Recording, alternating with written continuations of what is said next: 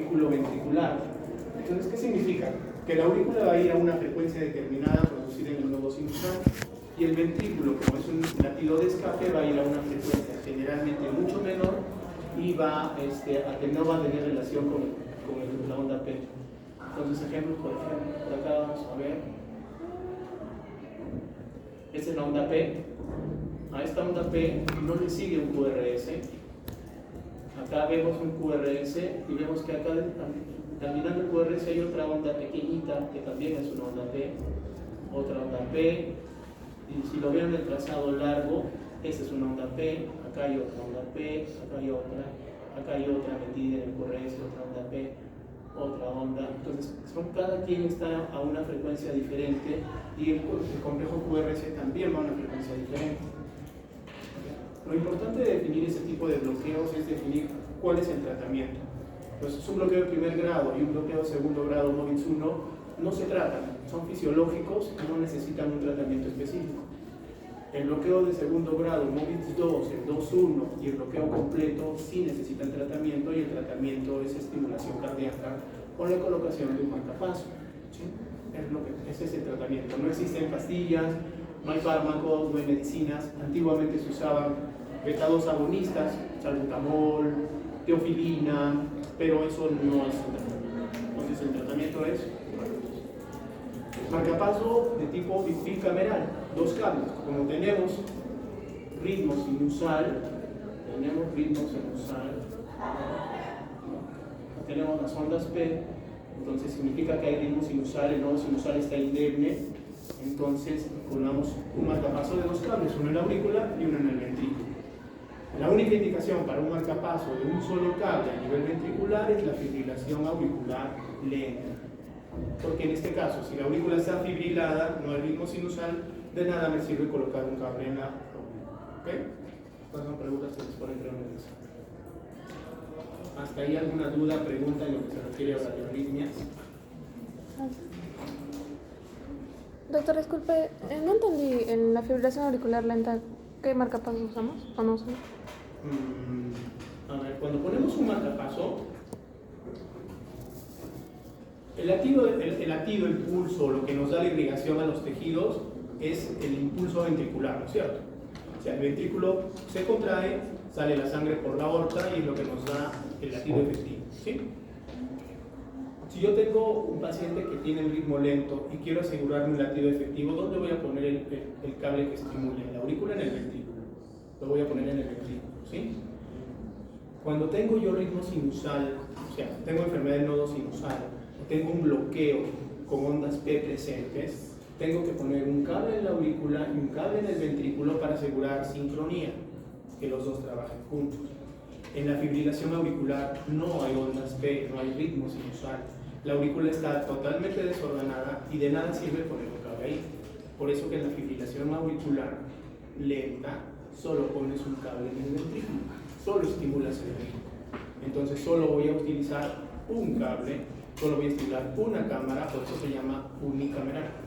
Entonces, el resto son bicamerales, fibrilación lenta, unicameral. ¿Sí? Gracias.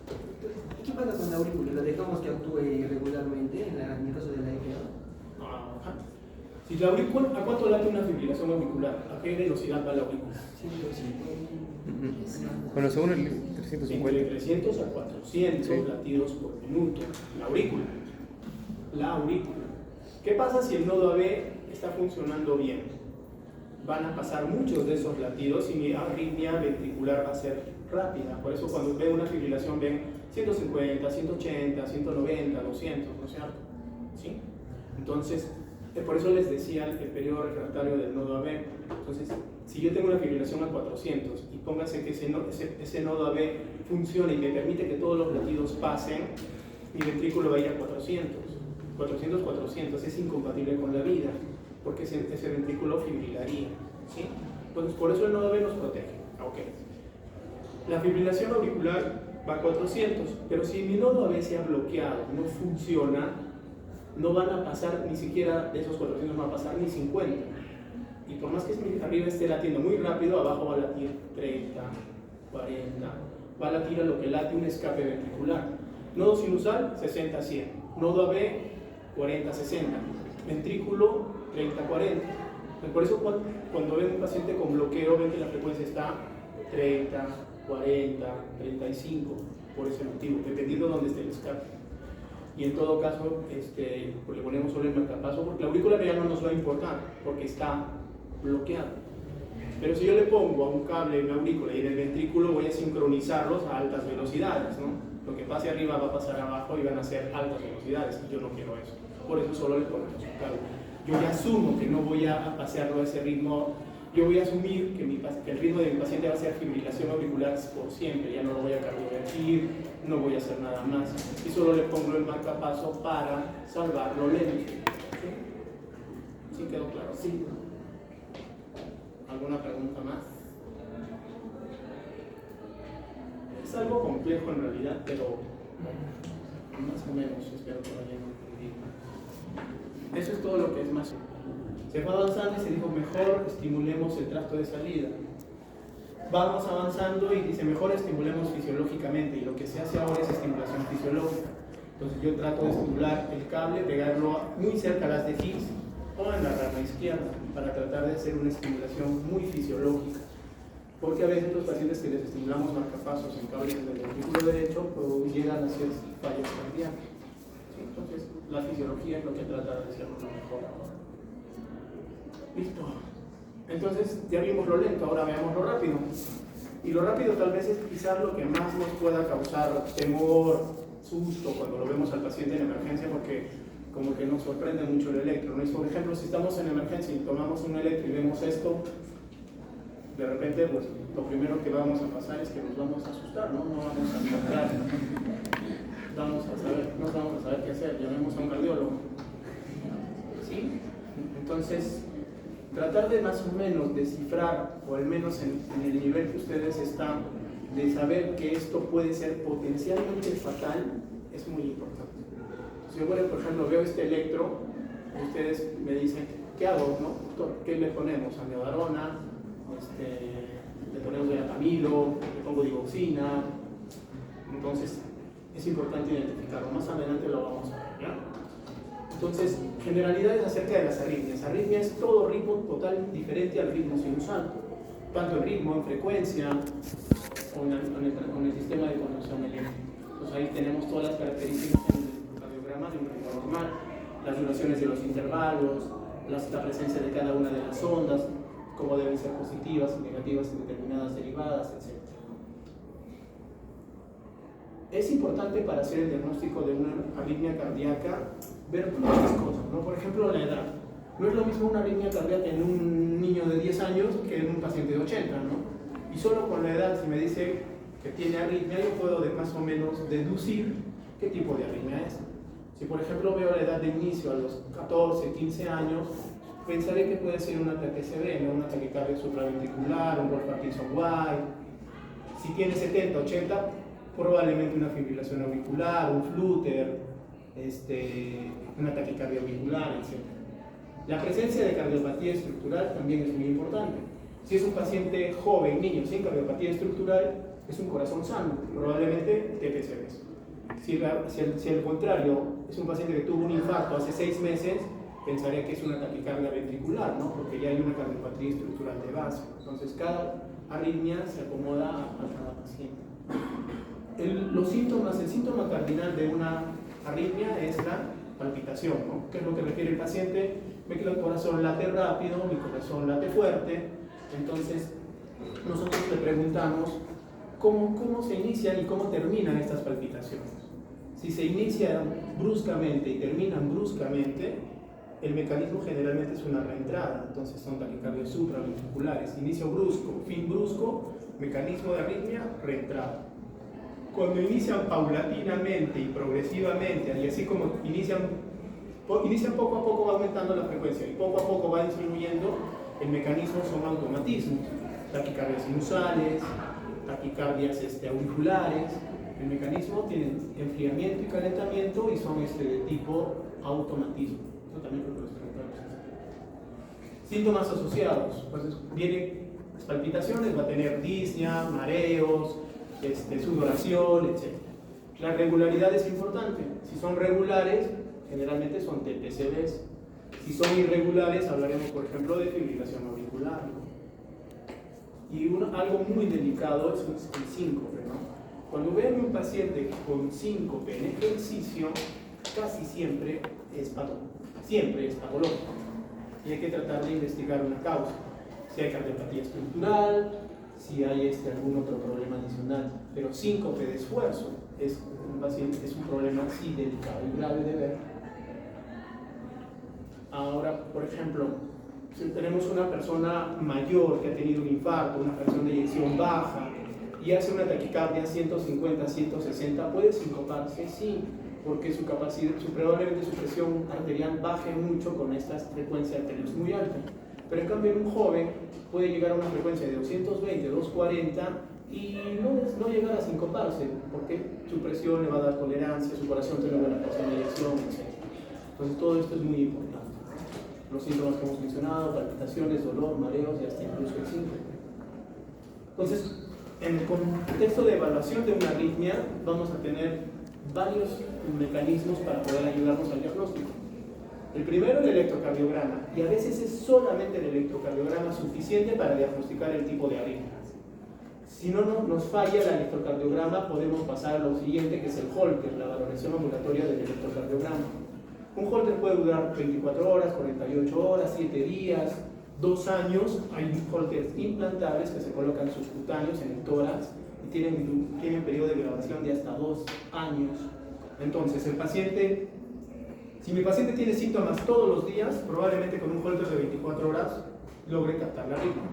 Pero si tiene síntomas muy aislados, cada 2 meses, cada 3 meses, y luego un Holter sale normal, no indica que no tenga nada, puede ser que tenga algo. Entonces hay pacientes que tienen síntomas muy aislados, pero recurrentes, que a veces con el Holter de larga duración se puede definir, ¿no? Y actualmente, como tecnología, están los smartwatch, ¿sí? Entonces, los smartwatch fueron creados mucho como para diagnóstico de fibrilación auricular. Entonces, hay muchos estudios ahora que se hacen con estos dispositivos y se diagnostica taquicardias supraventriculares con este aparato. Entonces ya nos da un indicativo de que el paciente pues sí tiene un problema, ¿no? Porque hasta antes de eso se les catalogaba como ansiosos, H's, que no tenían nada, que vayan al psiquiatra, etc. El electrocardiograma de esfuerzo es la prueba de esfuerzo. Hay muchas arritmias que se pueden generar por esfuerzo físico, entonces les hacemos una prueba de esfuerzo y vemos qué es lo que ocurre. Y cuando todo al final no hemos encontrado absolutamente nada, podemos llegar en pacientes muy sintomáticos, persistentes y recurrentes al estudio electrofisiológico. En el estudio electrofisiológico vamos a colocar catéteres dentro de las cavidades cardíacas, hacer pruebas de estimulación para poder ver de qué se trata. Entonces, ¿cómo abordamos las taquicardias? Las vamos a definir de acuerdo a dónde se originan. Supraventriculares, si van por arriba del ventrículo, y ventriculares si son en el ventrículo. Entonces, es muy importante en emergencia ver si tienen estabilidad o no en la parte hemodinámica. Entonces, ¿cuál es la inestabilidad hemodinámica? La hipotensión, el grado de perfusión tisular, me viene capilar, y el estado de conciencia. Si un paciente me viene somnoliento, sudoroso, con una taquicardia, este es un signo de gravedad, ¿no? Inestabilidad hemodinámica. Entonces, ¿cuáles son las taquicardias supraventriculares? Las paroxísticas supraventriculares, que son el flujo, la reentrada nova B y la reentrada auriculoventricular, flujo atrial, fibrilación atrial, taquicardia auricular, etc. Y las ventriculares, que son las monomórficas, polimórficas y fibrilación ventricular. Esta es más o menos una clasificación que puede ver. Vamos a desglosar cada una para ver. Entonces, hemos dicho supraventriculares y ventriculares. Vamos a ver el QRS, cómo es el QRS, qué duración tiene el QRS. Lo máximo que debe durar es hasta 100 milisegundos, ¿sí? Entonces, si el QRS es estrecho, es angosto, o sea, es menor de 120 milisegundos, vamos a decir que es una taquicardia de QRS estrecho. Esto generalmente nos va a decir que es supraventricular, ¿sí? Entonces, taquicardias de QRS estrecho, supraventriculares. Taquicardias QRS ancho, ventriculares. Casi siempre esa regla se repite. ¿Hay excepciones? Sí, no las vamos a tocar para no confundirnos, pero hay taquicardias ventriculares de QRS estrecho. ¿Okay? Entonces yo tengo una taquicardia de QRS estrecho. Y en ese momento yo voy a evaluar si es regular o si es irregular. Es lo primero que voy a ver. ¿Sí? Si no es regular, o sea, es irregular, el diagnóstico se resume a algo muy fácil. O es fibrilación auricular, o es un inflúter auricular con conducción variable, o es una taquicardia auricular multifocal. No hay más vuelta que dar. Y en nuestro medio, por frecuencia y todo, lo más característico es que sea o fibrilación auricular de alta respuesta o un inflúter auricular variable. ¿Sí? Ahí murió el diagnóstico y ahí entramos al algoritmo para tratar estas arritmias. Si vemos que la taquicardia sí es regular, o sea, hay regularidad en el QRS, vamos a vernos ahí si las ondas P las vemos, o sea, hay ondas P visibles. Si no las veo las ondas P, es una taquicardia por entrada nodo AB. Si sí las veo, voy a tratar de ver si mi frecuencia auricular coincide con mi frecuencia ventricular, es decir, hay un ventrículo en la aurícula, ventrículo, aurícula, ventrículo, aurícula. Si logro ver eso, vamos a evaluar el intervalo RP. Si es corto, si es largo. Si es corto, menos de 70 milisegundos, reentrada nodo AB. Si es más de 70, reentrada auriculoventricular. Si es largo, es taquicardia auricular. Suena medio en chino, vamos a verlo con los electros para que lo puedan entender. ¿Sí? Ahí vamos a ver cuando lo que se refiere a ver el intervalo RP. Este es un electrocardiograma. Paciente mujer, 40 años de edad, palpitaciones de inicio súbito, entonces ¿qué pensamos? Una TPCB. Es joven, pensamos en una TPCB. Las palpitaciones en el cuello, sudoración y falta de aire. Hace 2 años tiene estos mismos episodios. ¿Sí? Cuando ven un paciente con palpitaciones en el cuello, casi es siempre patológico y puede ser una taquicardia por entrada del nodo AT. Entonces hemos dicho, ¿es una taquicardia regular? Sí. Okay. ¿Sí es taquicardia regular? Sí, ¿no? Ondas P visibles, ¿no? Vamos a ver si vemos la onda P visible. Entonces, si yo miro dónde está la flecha, cuando vemos una taquicardia, ¿dónde busco la onda P? Después del complejo QRS. No la busco como en el ritmo sinusal delante, la busco después. Y si miran la flecha, después del QRS hay como una cosita que se mira. ¿Sí? ¿Lo logran ver? Cuando yo lo hago esto más grande, miren cómo se mira acá. Este es en el ritmo sinusal, está normal. Pero cuando lo miro en taquicardia, ¿qué miro acá? ¿Sí? ¿No se lo logran ver? Esa es la onda P, está después del QRS. Y es ahí donde miro lo que les mencionaba. ¿Cuál es la distancia del intervalo RP? Miro de acá a acá. Eso es lo que se procede a hacer. Y si la distancia es más corta que 70 milisegundos, o sea, menos de 2 cuadraditos, es taquicardia por entrada del nodo AB. Si mide más de 70, es una taquicardia auriculoventricular, una vía accesoria. Cuando es más de 120, es una taquicardia auricular. ¿Okay? ¿Más o menos claro? Sí. Veamos entonces mejor el ejemplo. Entonces, ¿cómo defino mi electrocardiograma? Ustedes no van a llegar a ese diagnóstico fino, ni siquiera hay cardiólogos que llegan al diagnóstico fino, pero basta describir lo que miran para llegar ya a una aproximación muy importante. Basta que me digan que es una taquicardia regular, QRS estrecho, con RP corto, es un diagnóstico muy fino. ¿Sí? Entonces, eso es así. Taquicardia regular, QRS estrecho, está yendo más o menos a una frecuencia de 180, es una TPCB. ¿Sí? Presumo que es una reentrada del nodo AB porque veo una onda, un intervalo de RP corto. ¿Qué hago con este paciente? Llegó por emergencia. ¿Qué es lo primero que hago?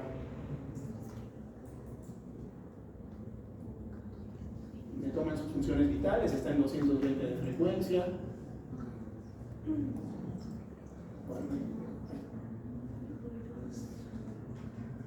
Palpitaciones en el cuello, ¿no? Lo que hemos mencionado. Y algo que llega a ser algo más delicado, lo que es el signo de la rana.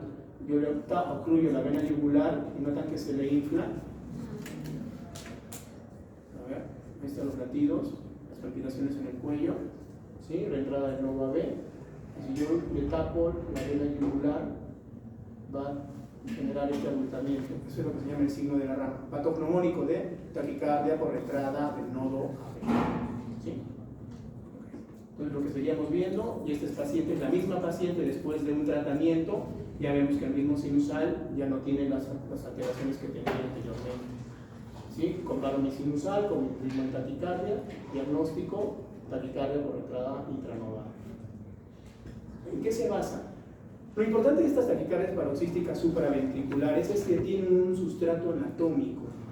¿Sí? O sea, no es que da taquicardia porque, como decimos, hace un cortocircuito y eléctricamente se desordena el corazón. No. Hay una estructura que puede generar la arritmia, que tiene diferentes niveles de periodos refractarios, niveles potenciales de acción, y esa estructura puede generar la arritmia.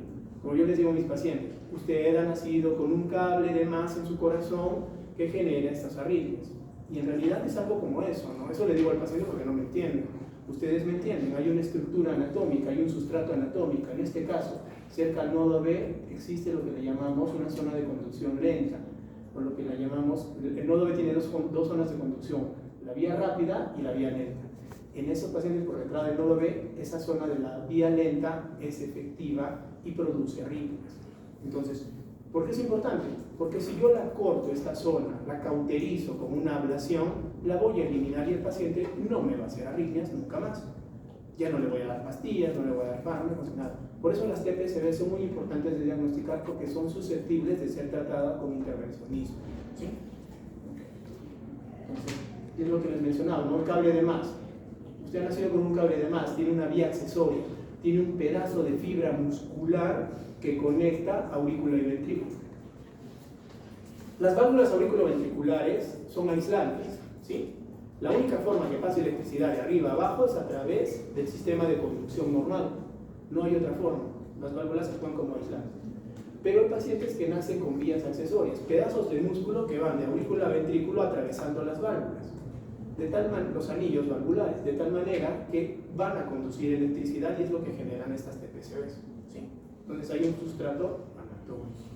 Otro paciente, 25 años, palpitaciones, hombres desde la infancia, crisis más frecuentes, ¿no? Entonces yo veo que es una taquicardia regular, QRS estrecho, y voy a tratar de buscar mi onda P, ¿no? Pues les dije, la busco ¿dónde? Después del QRS. Y si miran después del QRS en el T2, veo que sí se mira una onda P, ¿sí? Okay. Ahí la señalamos con la flecha. Además que hay una depresión del intervalo ST. Si miran, el intervalo ST está deprimido, ¿no? Está infradesnivel del ST. ¿Sí? ¿Se mira o no se mira? Entonces, ¿está haciendo un infarto a los 22 años? No creo, ¿no? Entonces, a estas vías accesorias se caracterizan porque tienen, son de RP mayor de 70 milisegundos, tienen depresión del segmento ST, tienen alternancia eléctrica. ¿Qué es la alternancia eléctrica? Si miran los QRS, hay Rs que son más largos, más amplios y menos amplios, ¿no? Eso se llama alternancia eléctrica y eso se mira en los vías accesorias. Mira este más amplio, este más corto, más amplio, más corto, más amplio, más corto. Entonces se hace el diagnóstico de una reentrada auriculoventricular o una vía accesoria. Entonces pregunta el examen. Lo mismo, parecido. Entonces CRP corto, más de 70, obras previsibles, alternancia, depresión del ST. ¿No? Ahí se mira muy claro la depresión del ST. 3 investigadores que hicieron lo que es el síndrome de Wolff-Parkinson-White. ¿Sí? ¿Y qué pasaba? Estos investigadores lo que encontraron eran pacientes con bloqueo de rama izquierda y RP corto. ¿Sí? Tomaban el electrocardiograma y los hacían subir en un edificio del primer piso al cuarto piso. Los hacían correr y miraban que algunos de ellos generaban taquicardias. Hemos dicho que algunas taquicardias se generan por esfuerzo físico. Entonces vieron que estos pacientes los hacían correr y algunos generaban taquicardias y publicaron esto. Y es de 1930, el síndrome de Wolff-Parkinson-White, ¿no? El síndrome de bloqueo de rama izquierda asociado a RPP corto en gente joven tenían tendencia a desarrollar taquicardias paroxísticas, ¿no? ¿Y por qué se genera el síndrome de Wolff-Parkinson-White? Es por lo que hemos visto, ¿no? La vía accesoria. Entonces, tienen este cable de más, el nodo sinusal pasa electricidad por la vía normal, pero también viene por acá. Y dependiendo qué cantidad de músculo se despolarice por la vía accesoria, nos va a dar la preexcitación o la onda delta, ¿no? Si la cantidad es poquita, la onda delta es chiquita. Si la cantidad es mayor, la onda delta es más amplia. Si te despolariza todo por la vía accesoria, es mucho más amplia.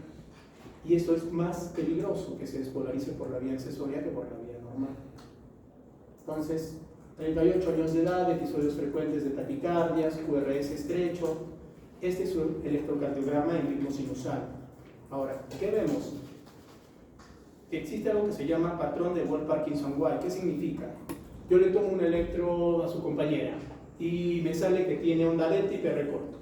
No tiene síntomas. Lo que digo es que ella tiene patrón de Wolff-Parkinson-White. Pero si además a eso le sumamos que me dice que sí tiene palpitaciones, taquicardias, ya configura el síndrome de Wolff-Parkinson-White. ¿Okay? Entonces hay un patrón de Wolff, hay un síndrome de Wolff-Parkinson-White.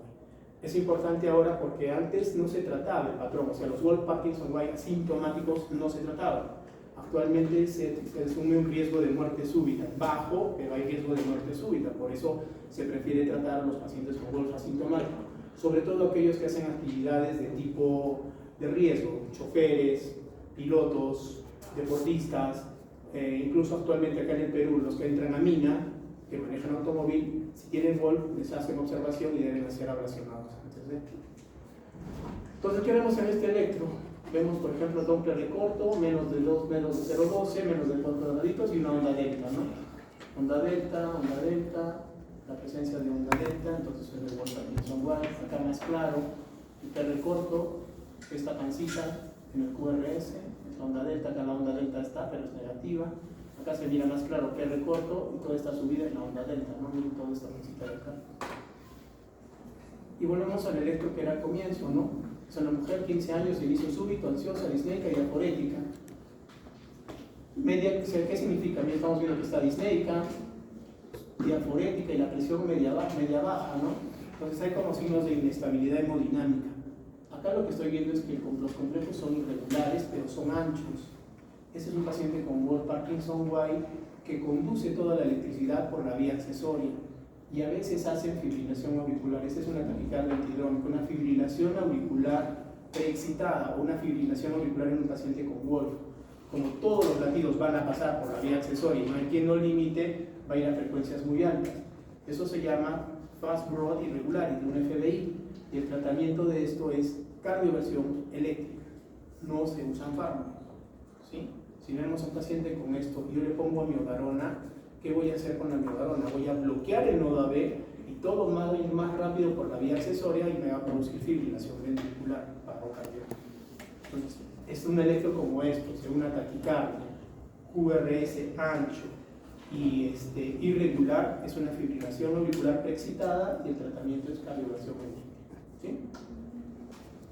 Acá te vemos más o menos una taquicardia regular, QRS estrecho, y vemos unas ondas como el serrucho por acá, ¿sí? Se mira mejor en B1, como una actividad eléctrica continua, que se mira mejor en B1, se mira BR, se mira también en 2 y en ABF, en cara inferior, y en B1 es donde se mira mejor. Esas son las ondas del flúter auricular, ¿no?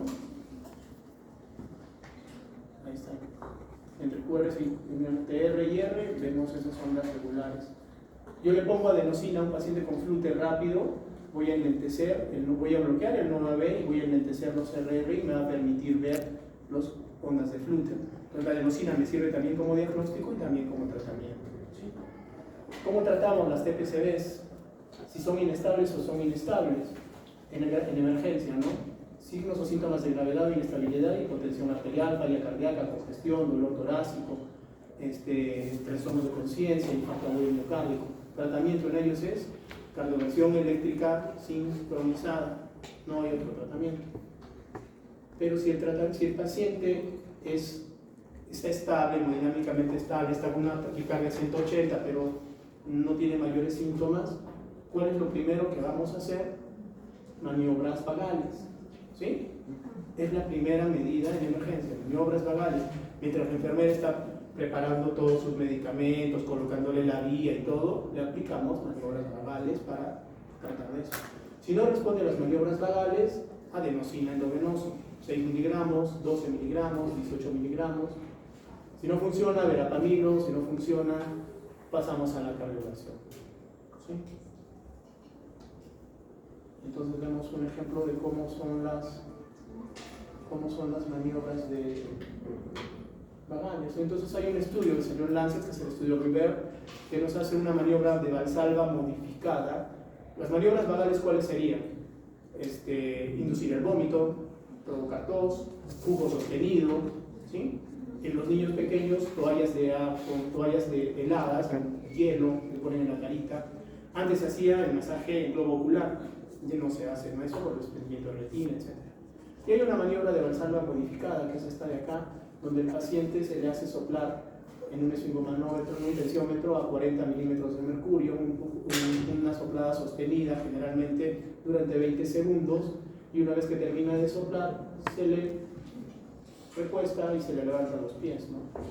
Esa es la maniobra de Valsalva modificada. ¿Cómo la hacemos nosotros en la emergencia? Una jeringa de 20 centímetros, la hacemos que la sople sostenidamente durante 20 segundos y lo que vemos es esto, ¿no? En su taquicardia sinusal. Entonces terminó de inflar, se le recostó y después de eso la taquicardia que tenía termina, ¿no? Espontáneamente. Tiene una efectividad del 45 a 60% de los casos, mejor que las maniobras de Valsalva comunes. ¿Sí?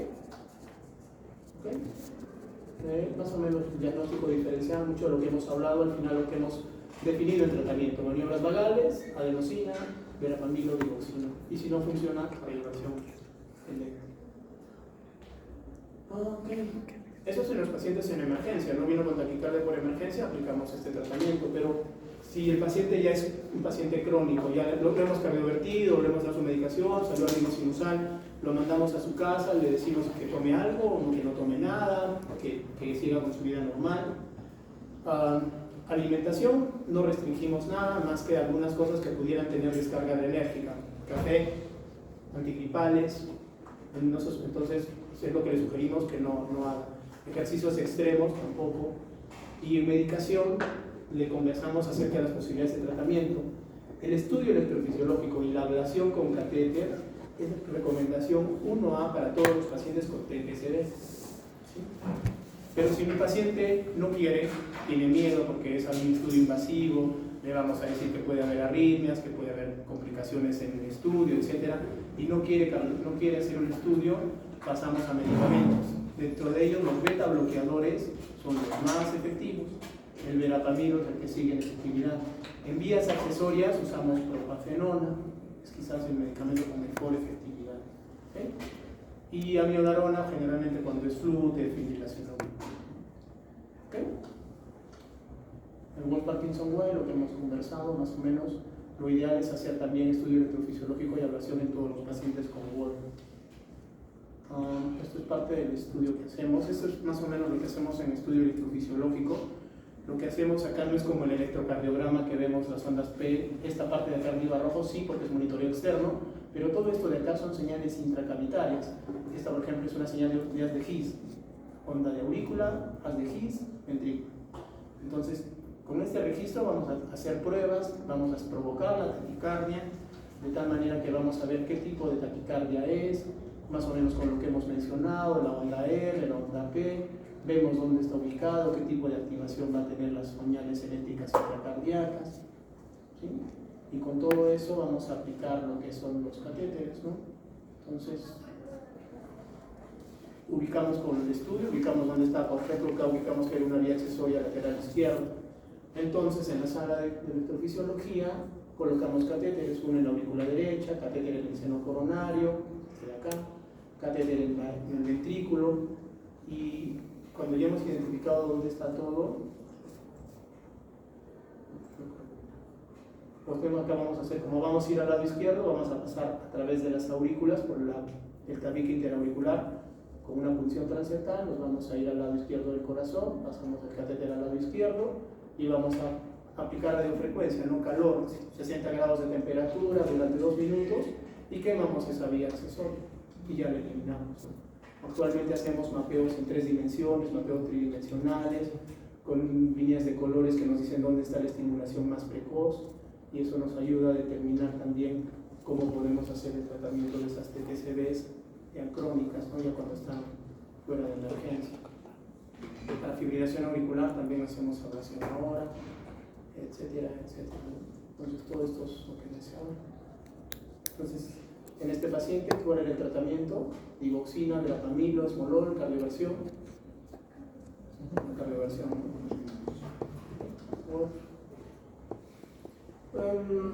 Y algunas palabritas acerca de las taquicardias de QRS ancho. Taquicardia QRS ancho igual a taquicardia ventricular, ¿sí? Casi siempre va a ser así, asúmanlo así.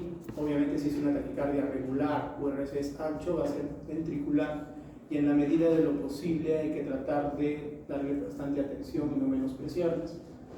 Que puede haber diagnósticos diferenciales, sí, puede ser una supraventricular con aberrancia, puede ser una paciente que ya tenía un bloqueo de rama derecha y hace una taquicardia supraventricular, una precipitación o otros trastornos de confusión, pero en general son ventriculares. Si son ventriculares, hay un grupo específico de pacientes que las van a tener: los que tuvieron infarto previo, los pacientes con falla cardíaca, con baja FERI, historia de angina, cardiopatía dilatada, síncope, etcétera, etcétera. Entonces, un paciente con baja FERI que tuvo un infarto y me hace una taquicardia regular QRS ancho, diagnóstico presumible taquicardia ventricular hasta probar lo contrario, ¿sí? Entonces, todas las pacientes con alteración estructural generalmente van a ser ventriculares, ¿sí? A lo largo del tiempo se han desarrollado muchos algoritmos para diagnóstico. Tenemos Brugada, tenemos Wellens, eso lo pueden revisar en los libros de electro, que es muy importante para verlos. Tenemos el criterio Berekei, que es medir en ABR un QRS negativo. En ABR es casi 100% de especificidad de ventricular. Otros algoritmos que tenemos. Okay. Lo importante de una taquicardia ventricular es definir si es o no es ventricular, porque es potencialmente fatal, ¿sí? En su ALS se han visto taquicardia ventricular monomórfica, cardioversión eléctrica, ¿no? No es lo mismo, o si tienes una taquicardia ventricular sin pulso, desfibrilación, ¿sí? Entonces, por ejemplo, acá tenemos estos ejemplos. Ventricular, QRS bien ancho. Esta, por ejemplo, es un QRS no tan ancho, parece una supraventricular. Igual acá QRS ancho, ventricular. Entonces, igual, ventriculares. Esta es una vesicular. Acá igual no vemos todas las ondas hacia arriba. Cuando todas las ondas QRS son hacia arriba, se llama concordancia positiva ventricular. Todas las QRS hacia abajo, concordancia negativa, también es ventricular, ¿no? Acá es una fibrilación auricular. ¿Eso qué sería? Una actividad totalmente desorganizada, ancha, bizarra. Sigue hasta acá y de pronto acá le dieron una descarga, ¿sí? Salió a ritmo QRS ya más angosto. Esto es fibrilación ventricular. Fluye auricular, ¿no? Las ondas en serrucho. Taquicardias ventriculares, las mismas que ya hemos visto. Ok, hay una palabra acerca de lo que es las taquicardias ventriculares. Hay taquicardias ventriculares, sobre todo en pacientes con cardiopatía coronaria isquémica, que se tratan con desfibrilador, ¿no? Entonces, como son pacientes que hacen muerte súbita, lo que vamos a hacer es colocarles un aparato que detecte las arritmias y, si en caso las detecta, le lance una descarga para salvarles la vida. ¿Okay? Entonces, tiene función de detección y de descarga. Entonces, este aparatito tiene una batería especial que me va a generar una carga de 32 joules, 40 joules, de acuerdo a cómo yo lo programe, y si me hace arritmia me genera una descarga eléctrica. Entonces, por ejemplo acá, este es el desfibrilador, tiene acá como una bobina y otra acá. ¿Qué es lo que ocurre? Este cable que va por dentro del corazón hace los similares de las palas del de un desfibrilador. Entonces yo tengo un cable que tiene dos engrosamientos, uno acá y uno en la parte superior, en la vena cava. Ahora hay unos que tienen solo uno, pero que es lo importante, que este es como decir la pala de desfibrilación, ¿sí? Ejemplo, por ejemplo, vamos a ver acá, por ejemplo, un paciente, los que le gusta el fútbol, un paciente que jugador de fútbol del Benfica, que hace un episodio de descompensación, y en la descompensación, ¿qué es lo que va a presentar acá? Eso es un síncope, ¿no? Caída brusca, pérdida de conciencia, y en este caso no se pudo recuperar. El paciente fallece en el partido, ¿no? No se hizo reanimación, no había DEAs en ese momento todavía, entonces el paciente fallece, una miocardiopatía hipertrófica de tipo obstructivo con alto grado de fibrosis y desarrolló taquicardia ventricular y muerte, ¿no? Y ahora miren este otro ejemplo. A ver, miren, igual, ¿qué hace? Un síncope, ¿no? Pero miren qué hace ahora. ¿Miren qué hizo en el cuerpo? ¿Se fijaron o no? A ver, ya miren que se está corriendo, de pronto como dicen, acá no es el paciente de acá, ¿no? Se desmaya, se sincopa, lo van a atender, miren su cuerpo que es lo que presentó una sacudida. ¿Sí? Ya. ¿Y qué pasa ahora después de la sacudida? ¿Ya vieron? Como que la razón. Ese jugador tiene un DAI, entonces hizo una taquicardia ventricular, la detectó el aparato y lo desfibriló y se recuperó. Y le salvó la vida, ¿no? Hay otros jugadores de fútbol que tienen DAI, un jugador que juega en Italia. Entonces es muy importante ahora definir eso como para que pueda tener una idea de lo que es muerte súbita. Y ahí es donde hacemos los estudios de electrofisiología, los catéteres, todo dentro del corazón, usamos rayos X, endoscopía, navegadores tridimensionales, señales intracardíacas. Es un procedimiento de alta complejidad, ¿no? Son muy lentos. ¿Listo? ¿Alguna pregunta? Espero que haya estado claro. Son temas. Como